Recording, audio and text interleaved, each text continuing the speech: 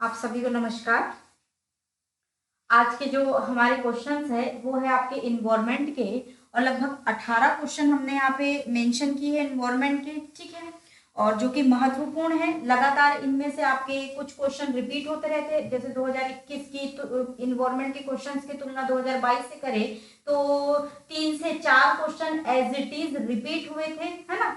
तो आप लोग ध्यान से इसमें 2021 और 20 दोनों के क्वेश्चन डले हुए हैं ना। यहाँ पे देखिए सबसे पहला क्वेश्चन,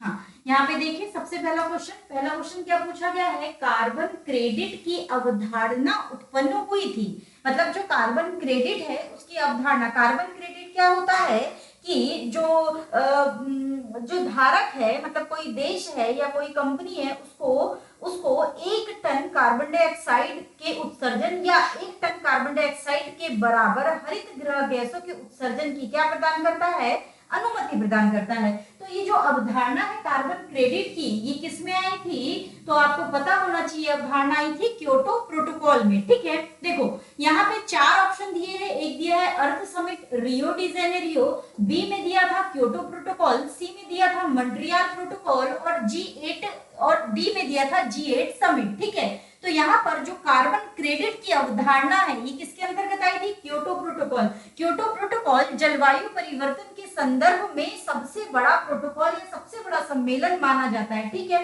तो याद रखिएगा किसमें आई थी, क्योटो प्रोटोकॉल में। ये जो क्वेश्चंस है ये रिपीट होते रहते हैं बिल्कुल लगातार, है ना। अगला क्वेश्चन पूछा गया था, एक तरफ रखा था जैव मंडल आरक्षित क्षेत्र और एक तरफ उनके क्या बताना था, उनकी अवस्थिति बताना था कि वे कहां पर स्थित है ना। तो यहाँ पे हमने सीधा ही क्वेश्चन ले लिया है सिमलीपाल उड़ीसा में। देखो ये भी लगातार पूछे आते हैं। विश्व में या विश्व के द्वारा, ये यूनेस्को के द्वारा भारत की कुल 12 क्षेत्रों को जैव मंडल आरक्षित क्षेत्र घोषित किया है, और भारत ने राष्ट्रीय स्तर पर कुल 18 क्षेत्रों को जैव मंडल आरक्षित क्षेत्र घोषित किया है, ठीक है।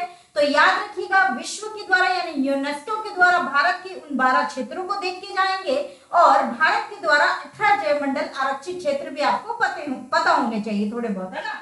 तो यहाँ पर जो सिमलीपाल है उड़ीसा में, पंचमढ़ी मध्य प्रदेश, नंदा देवी उत्तराखंड, नोकरेक मेघालय, ये भारत और यूनेस्को दोनों के द्वारा ये घोषित क्षेत्र है, ठीक है। अगला क्वेश्चन पूछा गया था, कथन ए पूछा था कि पारिस्थितिकी तंत्र के विविध अवयव आपस में एक दूसरे पर निर्भर नहीं है। यहाँ क्या पूछा कि बताया इसने कि पारिस्थितिकी तंत्र के विविध अवयव आपस में एक दूसरे पर क्या नहीं है, निर्भर नहीं है।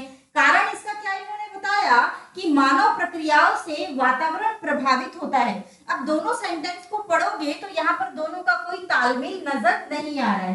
पहला सेंटेंस तो गलत ही है, क्यों, क्योंकि जो पारिस्थितिकी तंत्र के विविध अवयव मतलब क्या, इसके जैविक और अजैविक घटक। अजैविक घटक मतलब क्या, जल, मृदा, वायु या जलमंडल, स्थलमंडल, वायुमंडल। जैविक घटक क्या, पादप, सूक्ष्म जीव, समस्त जंतु, है ना, प्राणी, ये सब किसमें आएंगे, इसके जैविक घटकों में आएंगे।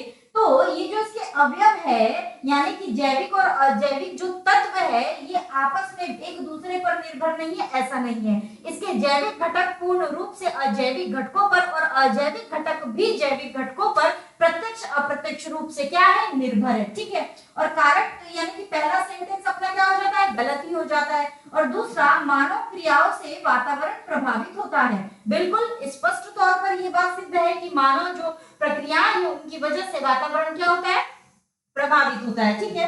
तो कारण इसका क्या है, बिल्कुल सही है, मतलब ये दूसरा सेंटेंस इसका सही है। तो इसका ऑप्शन क्या आता आपको, आपका डी वाला ऑप्शन आता क्या कि ए गलत है और आर सही है, ठीक है। चलो अगला पूछा पर्यावरण संरक्षण अधिनियम, ये 22 में भी पूछा, 21 में भी पूछा, एज इट इज। विश्व ओजोन दिवस ये कब आता है, 16 सितंबर। ये कई बार रिपीट हो चुका है, ठीक है। तो पर्यावरण संरक्षण अधिनियम 1986, आपका ओजोन दिवस 16 सितंबर। अगला क्वेश्चन है, निम्न में से वायु प्रदूषण का सूचक कौन सा है। तो उसमें क्या थे, शैवाल थे, कवक थे, और एक और कौन सा रखा था, और एक था उसमें आपका लाइकेन। तो आप याद रखिएगा कि विश्व की वायु प्रदूषण का जो सूचक है वो किसको माना जाता है, लाइकेन को। लाई क्या है, एक प्रकार की काई है, और ये जो लाइकेन है ये थैलेफाइटा प्रजाति की है जिसमें शैवाल और कवक दोनों के गुण गुण होते हैं। और ये जो लाइकेन है, थोड़ा सा भी अगर वातावरण में क्या होता है परिवर्तन, यानी वायु में अगर प्रदूषण आ जाता है तो ये लाइकेन क्या हो जाती है प्रभावित, मतलब धीरे धीरे सूखने लगती है, मरने लगती है। तो ये इसको सबसे अच्छा स्रोत माना जाता है, सबसे अच्छा सूचक माना जाता है वायु प्रदूषण का। ठीक है, ये भी कई बार पूछा गया है। अगला इको मार्क, इको मार्क 21 में भी पूछा गया, 22 में भी पूछा गया। क्या है इको मार्क? पर्यावरण के लिए सुरक्षित सामग्री। इसको इसके पहले वाली क्लास में भी मैंने समझाया है, मतलब जिसमें मैंने ये क्वेश्चन रखा होगा 22 का, उसमें इसमें मैंने आपको ये वाला बताया होगा ऑलरेडी, है ना। 1991 में इसकी अवधारणा आई थी। ठीक है, चलो अगला है कि फ्लाई ऐश प्रदूषण ताप विद्युत, सॉरी, ये जो फ्लाई ऐश प्रदूषण है ये इसका जो कारण है फ्लाई ऐश प्रदूषण का क्या है, तो आपको याद रखना चाहिए, मतलब ये पता होना चाहिए कि ताप विद्युत संयंत्रों से ये फ्लाई ऐश की क्या होती है उत्पत्ति। फ्लाई ऐश क्या है, इसमें फ्लाई ऐश में आपके फ्लाई ऐश में आपके सिलिका, एल्यूमिनियम, कैल्शियम के ऑक्साइड्स, आर्सेनिक, सीसा, लेड, ये सब क्या होता है इसमें पाया जाता है। और ये जो आपका फ्लाई ऐश है ये भूरा भूरा सा पदार्थ होता है जो पौधों की पत्तियों में, पौधों पर, मृदा में, जल स्रोतों में क्या हो जाता है जम जाता है। अब ये सब जगह जम करके उनको क्या करता है प्रदूषित करता है।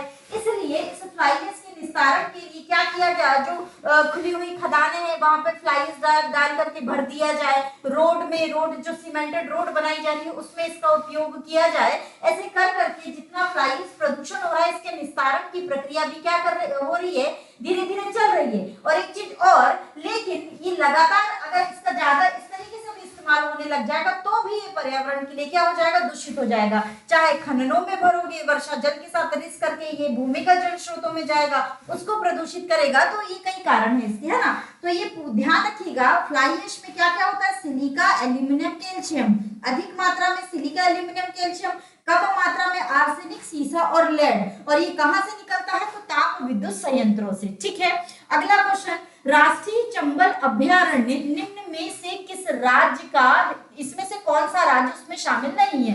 तो यहाँ पे 3 राज्य पहले भी आपको मैंने बताया है, कौन कौन सा, उत्तर प्रदेश, मध्य प्रदेश, राजस्थान। ये तीनों राज्य सम्मिलित है, किसमें सम्मिलित है, चंबल अभयारण्य, मतलब 3 राज्य में फैला है, हरियाणा इसमें शामिल नहीं है। ठीक है, अगला क्वेश्चन है आपका कि भारत में विश्व की कथन दिए थे, 2 कथन दिए थे, मतलब सही कथन की क्या करना था, पहचान करना था। तो पहला कथन क्या दिया कि भारत में विश्व की कुल आबादी का जो बाघ है वो भारत में विश्व की कुल आबादी के कितने हैं, 70%। दूसरा सेंटेंस क्या बोला कि भारत में लगभग 30% बाघ कहाँ रहते हैं, अभयारण्यों के बाहर, है ना। तो यहाँ पर या दोनों ही कथन आपके यहाँ पर क्या है, सही है। कैसे सही है कि बाघ जो है पूरे विश्व की कुल आबादी का भारत में कितना है, 70। क्यों, क्योंकि विश्व में आपको कितनी मिलती है बाघों की संख्या, 3900, और भारत में बाघों की संख्या कितनी है, 2967। तो विश्व की अपेक्षा अकेले भारत में लगभग 70% बाघ पाए जाते हैं। दूसरा सेंटेंस क्या बोल रहा है कि भारत में लगभग 30% बाघ अभयारण्यों के बाहर रहते हैं। ये बात भी बिल्कुल सही है कि बाघ अभयारण्यों के बाहर रहते हैं, मतलब उनको स्पेशली संरक्षित नहीं किया गया है, वे जंगल में, राष्ट्रीय उद्यानों में आराम से विचरण करते रहते हैं। ठीक है, और जो बाघ गणना हुई थी आपकी, तो दूसरा कथन भी आपका क्या हो जाता है, सही। और जो बाघ गणना हुई थी आपकी कब हुई थी, 2020 में। किस आधार पर, तो वर्ष 2018 के डाटा के आधार पर क्या हुई थी आपकी बाघ की गणना। और बाघ की गणना के आधार पर सबसे ऊपर जो आपका राज्य है, शीर्ष राज्य, वो कौन है, मध्य प्रदेश। मध्य प्रदेश में कुल 526 बाघ है, कर्नाटक में कुल 524 बाघ है, और उत्तराखंड में कुल 442 बाघ है ना। तो शीर्ष 3 राज्य मध्य प्रदेश, कर्नाटक और क्या है आपका उत्तराखंड। ठीक है, चलो अगला क्वेश्चन, एक तरफ थे राष्ट्रीय उद्यान और एक तरफ क्या बताना था कि वे राष्ट्रीय उद्यान किन राज्यों में स्थित है। और अभी कुछ दिन पहले ही मैंने एनवायरमेंट आपको पढ़ाया है बैच वाले में, तो मैंने आपको बताया है सारे राष्ट्रीय उद्यान मैंने आपको लिखाए हैं, और मैंने ये भी बताया था उस टाइम कि ये बार बार पूछा जाता है। ठीक है, तो इंद्रावती कहाँ है आपका, छत्तीसगढ़ में। मोलमेम आपका कहाँ है, गोवा में। कलेसर कहाँ है, हरियाणा में। बेतला कहाँ है आपका, झारखंड में। ठीक है, अगला क्वेश्चन क्या पूछा गया है, और भी है देख करके जाना। अगला क्वेश्चन क्या पूछा गया है कि सुपोषण के संबंध में जो 2 कथन दिए गए हैं उनमें से सत्य कथन को पहचानना है। ठीक है, तो यहाँ पर सुपोषण के संदर्भ में पहला कथन क्या बोल रहा है कि यह जल में घुलित ऑक्सीजन की मात्रा को क्या करता है, कम करता है। दूसरा सेंटेंस क्या बोल रहा है कि यह जल निकाय के पोषक तत्व संवर्धन की घटना है। देखो अब सुपोषण होता क्या है, जो आपका सुपोषण है इसमें जो बाहर का अपशिष्ट पदार्थ है उसके साथ पोषक तत्व अधिक मात्रा में कहाँ पहुंच जाते हैं, जलीय भागों में। जब जलीय भागों में ये पोषक तत्व पहुंचते हैं जैसे कि आपका फास्फोरस, जैसे कि नाइट्रोजन, ये सब जब जलीय भागों में अत्यधिक मात्रा में पहुंचते हैं तो जलीय भागों में जो फाइटोप्लैंक्टन कहे जाते हैं, पादप जो आपके जलीय पादप कहे जाते हैं, कुछ शैवाल होती है, ये सब क्या करने लगती है, अपनी प्रकाश संश्लेषण की दर को क्या कर देती है, तीव्र कर देती है। प्रकाश संश्लेषण की दर तीव्र हो जाती है, इससे यहाँ पर जो आपके जलीय क्षेत्र का ऊपरी भाग है वहां पर क्या हो जाता है, एल्गी ब्लूम हो जाता है, मतलब सर्वाधिक मात्रा में ये शैवाल अपने आप को क्या कर लेती है, फैला लेती है। अब जब ये शैवाल अपने आप को अधिक मात्रा में फैला लेती है तो क्या होता है कि प्रकाश की जो किरणें हैं वो अंदर, मतलब अंदर नहीं पहुंच पाती, ऊपर से लेयर क्या हो गई, ढक गई, वो अब अंदर नहीं पहुंच पा रही, तो अंदर के जो जीव है उनको प्रकाश की उपलब्धता नहीं होती। एक कारण तो ये है। दूसरा कारण ये है कि जब ये शैवाल अधिक मात्रा में इस पोषक से युक्त हो जाते हैं, ये पौधे अधिक मात्रा में पोषण से युक्त हो जाते हैं, तो वे क्या करने लगते हैं, मरने लग जाते हैं। जब मरने लग जाते हैं तो वो गिर करके जलीय भागों में ही नीचे की ओर चली जाते हैं। जब नीचे की ओर वो मृत अवस्था में जाते हैं तो उनपे अपघटक, जो अपघटक होते हैं वे क्या करते हैं, अपना प्रभाव डालते हैं। अब अपघटक उनको क्या करते हैं, खाने का काम करते हैं, उनको पचाने का काम करते हैं। और जब अपघटक इस प्रक्रिया को कर रहे होते हैं तो जो ऑक्सीजन है उसके लेवल, ऑक्सीजन की मात्रा उनको क्या चाहिए होती है, उस दौरान ज्यादा चाहिए होती है। तो इस प्रक्रिया में सर्वाधिक ऑक्सीजन का यूज कौन कर लेते हैं, अपघटक कर लेते हैं। जब वे सर्वाधिक ऑक्सीजन का यूज कर लेते हैं तो जलीय परितंत्र के जो जीव जंतु है उनके लिए ऑक्सीजन की मात्रा क्या हो जाती है, कम हो जाती है। तो पहला सेंटेंस आपका सही किया, जल में घुलित ऑक्सीजन को क्या कर देता है, कम कर देता है। दूसरा क्या, यह जल निकाय के पोषक तत्व की संवर्धन घटना, बिल्कुल पोषक तत्वों की वजह से ही तो ये प्रक्रिया शुरू होती है। तो दोनों कथन इसके क्या हो जाएंगे, आपके दोनों कथन इसके सत्य हो जाएंगे। ठीक है, तो ए और बी या एक और दो दोनों सही है ना। अगला क्वेश्चन क्या था कि निम्नलिखित घटनाओं का कालानुक्रम बताएं। कालानुक्रम में इन्होंने एक दी थी प्रोजेक्ट टाइगर, एक दिया था प्रोजेक्ट हाथी, दूसरा दिया था वन्यजीव संरक्षण अधिनियम और तीसरा क्या दिया था, जैव विविधता अधिनियम। अगर इनके आपको सन पता होंगे तो इनका क्रम भी आप आसानी से लगा लेंगे।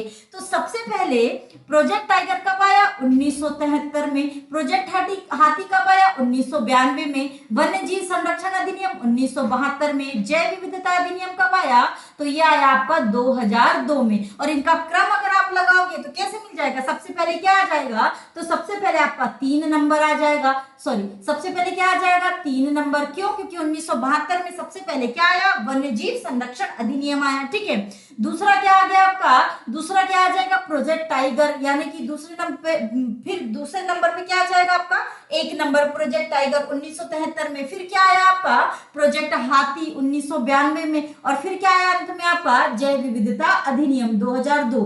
ठीक है, तो 3 1 4 2 ऑप्शन में होगा इसके, तो आपको वो आंसर मिल गया। तो इस प्रकार से ये जो कुछ इंपॉर्टेंट चीजें हैं इनके सन आपको क्या रखना है, थोड़े से याद रखना है। ठीक है, अगला क्वेश्चन क्या है, एक पारिस्थितिकी तंत्र के विभिन्न घटकों से होकर पोषक तत्वों का गुजरना क्या कहलाता है। ठीक है, एक पारिस्थितिकी तंत्र है, ये कोई तंत्र है, पारिस्थितिकी तंत्र है, और इस पारिस्थितिकी तंत्र में क्या है, आपके पादप वर्ग भी है। और पादप वर्ग के बाद आप देखेंगे प्रथम उपभोक्ता, द्वितीय उपभोक्ता, तृतीय उपभोक्ता। ठीक है, और नीचे क्या है, आपकी मृदा है, ये सन है। ये सन क्या कर रहा है, ये सन है, ये प्रकाश दे रहा है किसको, पृथ्वी को। ठीक है, और वायुमंडल से इसको क्या मिल रही है, इन पादपों को कार्बन डाइऑक्साइड मिल रही है। तो ये जो पादप वर्ग है, ये पादप वर्ग सूर्य से प्रकाश यानी प्रकाश लेता है और वायुमंडल से कार्बन डाइऑक्साइड लेता है और क्या करता है, भोजन का निर्माण करता है।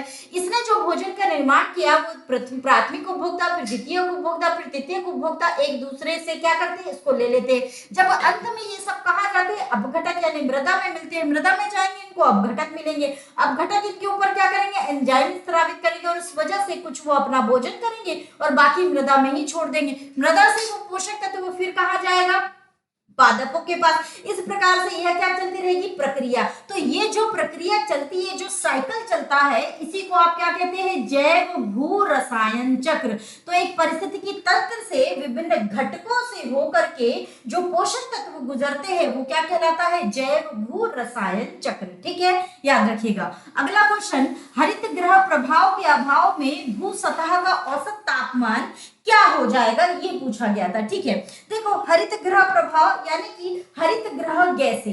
अब ये जो हरित गृह गैसें हमारे वायुमंडल में, ये हमारी पृथ्वी के औसत तापमान को क्या करके रखती है, कंट्रोल करके रखती है। ठीक है, हमारे पृथ्वी के औसत तापमान की बात करें तो लगभग 15 डिग्री सेल्सियस हमारी पृथ्वी का क्या है, औसत तापमान है। एग्जैक्ट भी अगर बोले तो 15 डिग्री सेल्सियस हमारी पृथ्वी का क्या है, औसत तापमान। और इस औसत तापमान से अगर 1 डिग्री सेल्सियस भी पृथ्वी का ताप बढ़ता है तो बहुत बड़ी हानि देखने को मिलेगी पूरी पृथ्वी को। ठीक है, अब यहाँ पे ये पूछ रहा है कि इस हरित गृह प्रभाव के अभाव में, मतलब ये जो हरित गृह गैसें जिसने हमारे पृथ्वी के औसत तापमान को 15 डिग्री सेल्सियस तक बनाए रखा है, अगर ये गैसें ना हो, कार्बन डाइऑक्साइड, जल वाष्प, मीथेन, ये गैसें ना हो तो हमारी पृथ्वी का औसत तापमान कितना हो जाएगा। तो अगर मैं बुकों की बात करूं तो बुकों में -18 डिग्री सेल्सियस भी मिलता है, -20 डिग्री सेल्सियस भी मिलता है। ठीक है, मैंने जो पढ़ाया है आप लोगों को अपने को मतलब बैच में, वो मैंने आप लोगों को पढ़ाया है -20 डिग्री सेल्सियस। कितना पढ़ाया है, -20 डिग्री सेल्सियस। ठीक है, मैंने ऑथेंटिक सोर्स से ही आपको पढ़ाया है। कई बुकों में आपको -18 डिग्री सेल्सियस भी मिलेगा। अब यहाँ पर मेरी बात याद रखना, कई क्वेश्चन ऐसे आते हैं जिनको आयोग सही होने पर भी नहीं मानता। क्यों? क्योंकि उनके संदर्भ में पिटीशन नहीं डाली जाती है, मतलब जिसमें ज्यादा से ज्यादा विरोध दर्ज किए जाते हैं उसी का बदलाव किया जाता है। अब मैं अगर आपको इसका एग्जैक्ट डाटा दूं कि भू सतह का औसत तापमान कितना हो जाएगा, तो इसका औसत तापमान -20 डिग्री सेल्सियस ही हो जाएगा। लेकिन चूंकि ये आयोग में आया हुआ क्वेश्चन है और आयोग ने इसका उत्तर -18 डिग्री सेल्सियस को माना है, तो आप लोग भी अगर दोबारा ये प्रश्न आता है और उसमें यही ऑप्शन रखे हैं, 18 के -18 डिग्री सेल्सियस के साथ -20 डिग्री सेल्सियस ऑप्शन अगर रखा हुआ है, तो आप 18 डिग्री को ही प्रायोरिटी देंगे, -18 डिग्री को। लेकिन अगर -18 डिग्री सेल्सियस है नहीं, -20 डिग्री सेल्सियस रखा हुआ है और उसके एवज में कोई और तापमान रखा है, तो आप -20 डिग्री सेल्सियस को क्या देंगे, प्रायोरिटी देंगे। ठीक है, इसका जो ये क्वेश्चन पूछा गया, आयोग ने इसका उत्तर -18 डिग्री सेल्सियस माना है।